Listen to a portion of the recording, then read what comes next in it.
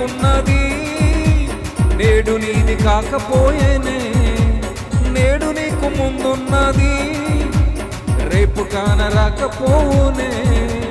క్షణికమైన వాటి కొరకు ప్రాకులాట నీకెందుకు, అక్షయ దైవరాజ్యమే నిలుచును తుద వరకు.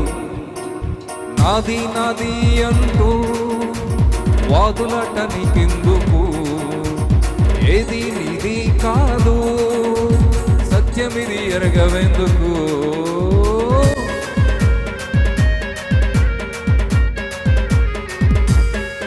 నీ దగ్గర ధనముంటే నీ చుట్టూ మనుషులు ఉంటారు, నీ లోపల బలముంటే నేను మావాడని అంటారు.